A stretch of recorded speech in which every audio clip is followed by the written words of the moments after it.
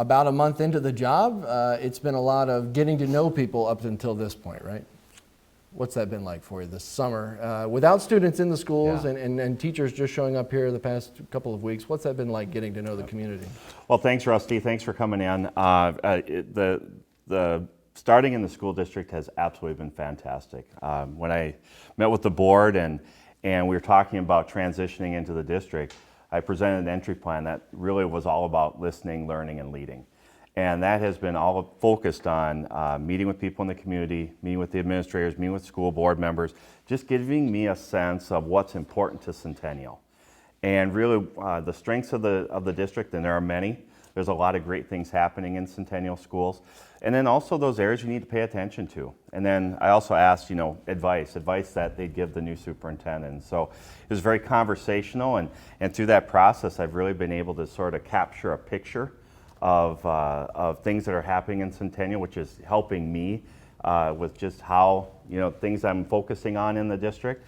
And then earlier this week with staff coming back, which is always an exciting time, I sent a survey out to staff inviting them just, take a short 5-question survey around, same things. What are some things that are great about Centennial? What are some things that I should know about this district? What's important to you?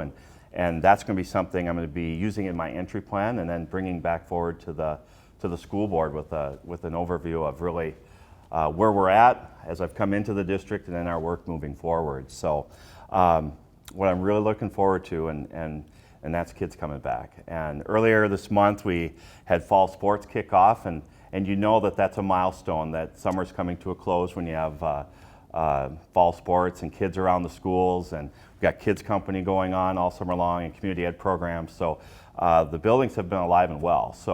But it'll be nice to get everyone back, and teachers this week are really excited about preparations for that and welcoming their students. What are the biggest things you have heard? And I would imagine, as we were talking a moment ago, that a lot of it's pretty similar to where you came from, down south of the metro, Prior Lake, in that area, pretty similar to the district here in Centennial. Yeah. I think that probably the number one similarity, which is the school, people really find a deep connection to their school district. When you talk about Centennial, people light up. When you talk about the community that they're in, it's very quickly, well, we're part of Centennial Schools. So we have 5 very distinct communities here that are very, have their own needs and own strengths, and you bring those assets to the table for Centennial, and that's the one thing that's really similar to where I was in my previous district, but then also here, and that's a great foundation, because people are engaged, they're invested. It's from staff, students, all stakeholders. So that's a great thing to have. It's a great culture to walk into, and a great experience to walk into as a new superintendent.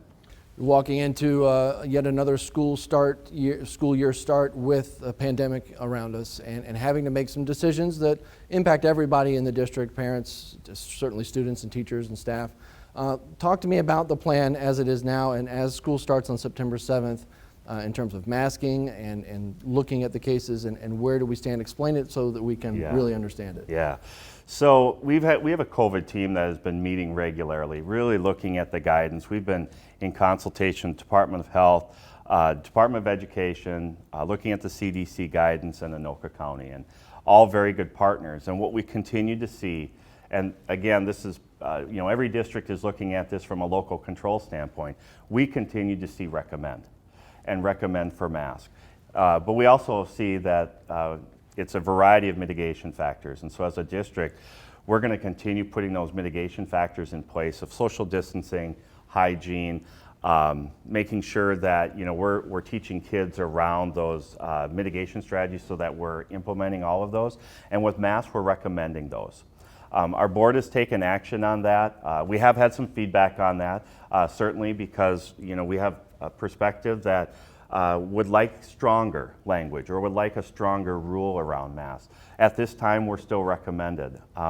With that, our COVID team has continued to meet and look at just metrics of, if we're recommended, when would we mask as a school district? When would we look at this? And so we're going to be sharing those metrics here this week before the start of the school year, around classroom, if we start seeing cases in the classroom and cases in the building, which would then necessitate having kids and staff masked. as we move forward for a duration of time.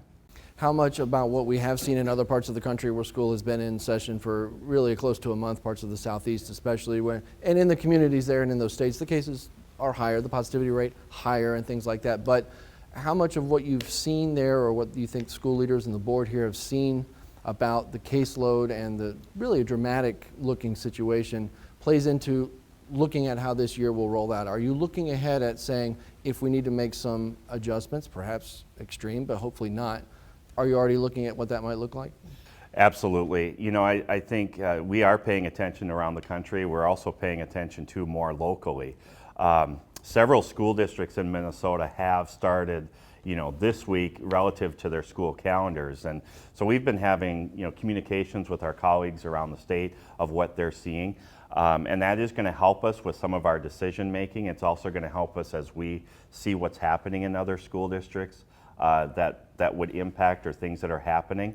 But ultimately, we're going to look at what's happening here in Centennial and what's happening with our students and what's happening, so that we make sure that our students, our goal is to keep them in school as much as possible and to be able to do those mitigation strategies. And if we have to pivot, if we have to shift, if we have to say, hey, we need to move to a different setting, or we need to move additional mitigation strategies, we're certainly going to do that. What does COVID do for a school district, and what has it done, do you think, to maybe derail or kind of put to the side some long-term goals, or maybe some programs that the school district wants to get started that have nothing to do with pandemic or mitigation or all that kind of thing? Is it hampering anything long-term that the school district would like to see accomplished? You know what, as I mentioned, I'm new in the district. What I've been most proud of is, you know, the district has a solid strategic plan, and staff and our administrators and our board has really stayed connected to the initiatives within our strategic plan. Prior to the pandemic, through the pandemic, and even now as we prepare for the school year. I don't think anybody asked for a pandemic to kind of, you know, shadow or kind of come into a school district. I mean, but unfortunately we have to respond to that. We have to pay attention to that, and that does place a demand on time and energy. But we're still focused on those strategic plan, and that's academic excellence for our students. I think this past year we've had, you know, certainly it may not have been the traditional way that we've been doing school. Distance learning, hybrid learning, in-person learning, adjusting in and out. And I think through that, if Centennial, a lot of districts found some real silver linings with how we can educate students, how we can meet the needs of students, how we can differentiate things for students. So it's really looking at those silver linings and say, how can we start to bring those back into a school setting so that we can use those when students are in person. We also know that on the flip side of the coin, not all students were successful in last year, or in hybrid or distance, or those types of situations. And so our response to that is, we know every student coming in the door this fall, we're going to reconnect with them, we're going to re-engage with them, we're going to say, hey, you know, let's reestablish our relationship, let's get to know you, let's see where you're at relative to your academics and your social emotional needs, and then let's move you forward. And we know that that's going to be part of the work that we do. I think that's the work that our teachers here in Centennial have always done, is meeting kids where they're at, getting to know them, building strong relationships, understanding where their gaps might be academically, also getting a better understanding of really what they may need socially or emotionally in their lives at that time, and then moving forward. So, I mean, that's what I continue to hear from the staff here. That's really encouraging, and that's something that I'm proud to say that, you know, we're going to continue working on our initiatives with our strategic plan, and we're going to manage COVID. I mean, that's just what we're going to have to do, and continue to do things that we believe are in the best interest of students. Your tenure here began at the tail end of what were some very emotional school board meetings. It's been a summer of letters to the editor about the issue of race equity, some concerns brought forth by students. There was a demonstration out here last year. This is not just isolated to Centennial. White Bear Lake has seen a lot of these kinds of things. Other school districts around the country, and certainly in the Twin Cities. In Centennial, it seems to have centered around the school board looking at an agreement to have an outside group come in, take a look at things, maybe make an audit. But then parents saw that and got concerned, and then some started to inject that there were ideas of critical race theory and that whole, again, a national conversation, but it really flared up here, some real passionate things, state lawmakers even coming to meetings and voicing. A former state lawmaker called me to tell me to come to the meeting, that we need to cover it. This is all playing out in the media, like I said. But there seems to be a lot of emotion, perhaps even some scars there right now. As a leader of this district, a new leader in this district, what do you see is the opportunity there, and what do you see that this district needs to be doing to address that, in addition to all this other stuff? As a new leader, I think that's a great opportunity, is coming in and not, obviously I wasn't here. And so I didn't experience that. I didn't experience what led up to that, and now coming in, it's really, my focus has been trying to gain a better understanding of where the district has been with its work on equity.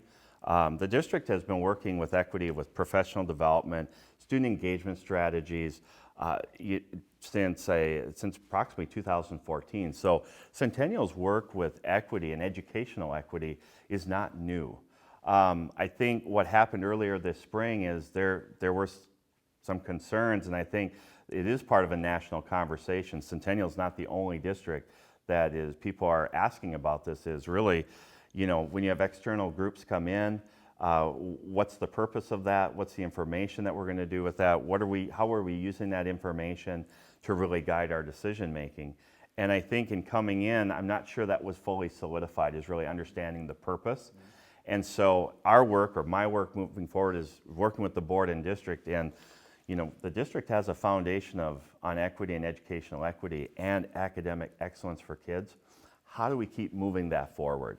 How do we keep looking at the things that are going well for students, the programs that we have in place for students that are really connecting with kids are finding success with? How do we keep moving those forward? And then also look at where are those opportunities that we need to do more, be a little bit more curious about and explore about.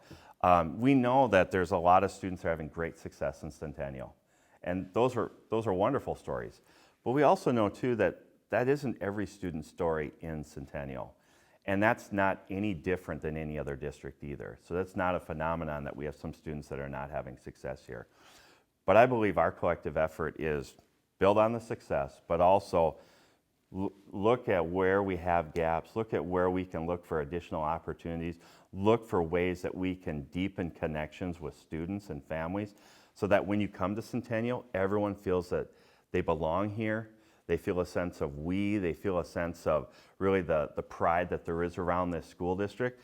And when they come to school, they say, I belong here. I like being here. My needs are being met here. I'm being exposed to relevant and rigorous curriculum. I'm allowed to demonstrate what I'm learning in ways through different varying of assessments, and I'm being prepared for life after Centennial, because that's really the goal of all school districts, and that's our goal here, is we're preparing kids to be, productive adults. Last question for you, as you look forward to this first school year for you here in Centennial, what do you hope by the end of the school year, something personal or just something that maybe we haven't mentioned, that you hope to look back on this first year and say, yeah, we really made some gains in this area, or we were able to make a difference in this area? What would that be? I would say from a project or standpoint for the district, we're going to be starting a strategic planning initiative. The strategic plan, as I mentioned earlier in the interview, has been in place since 2016. And it's really time to kind of come back around on that again and look at where Centennial's been, but more importantly, where is Centennial going to go? And I think, number one, going through that process, having stakeholder involvement and coming out with a strategic plan that we can move forward with is going to be something that from an organization, from a school district standpoint, is something that that's really going to bring people together and solidify those connections. I think personally what I'm looking for at the end of the school year is really strengthening relationships in this district. Certainly I want to have a relationship with everyone in this district where I get to know people, I get to know kids, I get to know them personally and professionally, because that's how you build culture. That's how you build connectivity to a school district. And so personally, by the end of the year, I really want to have strong relationships and have strong relationships with the board members, with administrators, students, families, so that, you know, we're in this together. We're here about the students. We're here coming together to say, let's make the best decisions we can for our students in Centennial.